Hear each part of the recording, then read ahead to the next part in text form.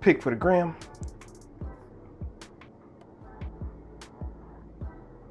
Alrighty, what's up y'all? So obviously I got myself a quad lock haul here. I am a quad lock fan, quad lock consumer. I am not sponsored by quad lock.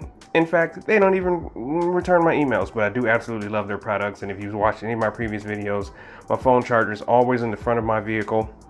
My 2017 Ninja 1000 currently, and I've had the quad lock wireless charger for quite a long time. I decided to get the vibration dampener. I got the phone ring stand because I bought one before and I lost it. I got the wireless charger. It's more for desktop stuff to go on a desktop mount, so stuff's for work. Got the S23 Ultra case because I did now just get an S23 Ultra. Got the sports armband because I'm trying not to get fat or get less fat, and then I use this and I'm gonna stick it on my arm and I'm gonna mount my phone. And then, yeah, I need all the accessories. So what we're gonna do now is install the piece de resistance. And then we're gonna go out and mount this puppy on the bike. Ready? Ooh, all right. Yes, sir.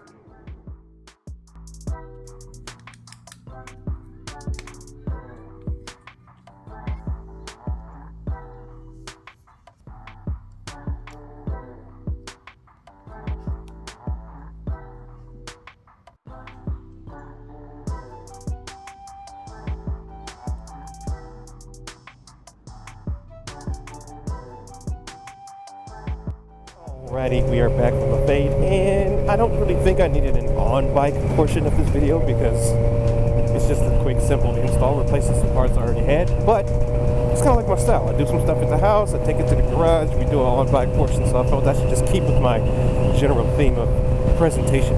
Anywho, the quad lock install went very quickly. As you saw, it was nothing major going on to it. I just simply took off my old part, my wireless head, giggity. And I put on the dampener, and then I replaced the wireless head right back on top of that. All the parts that I needed were in the bag. Quad lock stuff is very easy to install. Again, they don't pay me, they don't sponsor me, they don't even talk to me.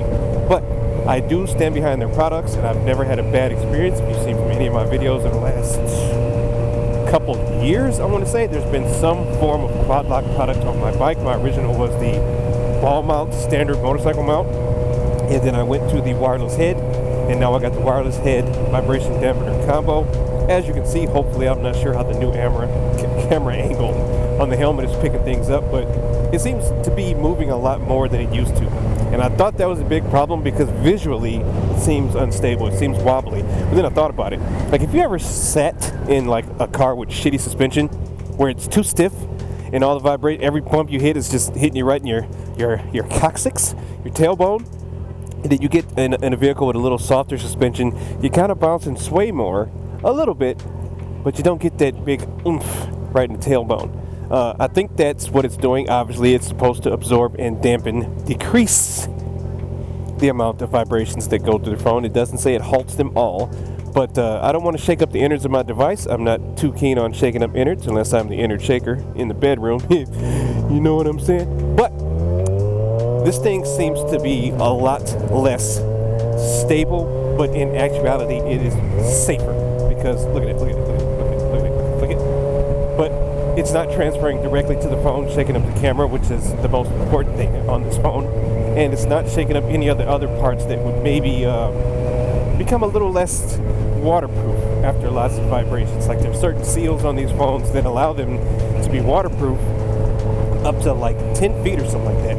And after a while, shaking things, vibrating, kind of rubs those parts together, and you never know until you get some water in your holes, until you've been compromised. So all in all, nothing else really much to say about the quad lock stuff. Quad lock fan, I am. I enjoy their products.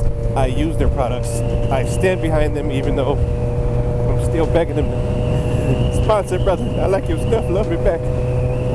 I got enough to say. I advise, if you don't have one of these, to get you one, and if you're still not behind the quad lock product line, get you something. It's cool to have your bike or your motorcycle. Damn, it's cool to have your phone at least visible on your motorcycle. You can't really interact with it too much, obviously, because it's very dangerous to do so. It's dangerous to do so while driving.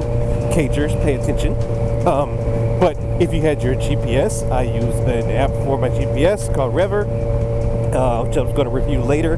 And if I don't use that, I'll be using my Google Maps or whatever I'm using. You don't have to put it in your pocket, pull over, check it again. You know, it just makes life a little more convenient when you're out on the streets, trying to get back home and trying to get to your destination without having to constantly check and see if you missed the street, check and see if you're nowhere near where you're supposed to be. You're heading in the right direction. I don't have a compass on this bike. This is my compass. So to be able to visually see it, which means the same thing twice, visually see, it's a great help. And to be able to charge it so that I'm not losing my juice while my high-powered GPS is running, making my phone hot, burning up battery, is just an all-around extra bonus. So, done yapping. Appreciate you guys watching as usual. I'm going to stop talking because my braces and my cheeks and my mouth is just, they all on strike today. I'm out.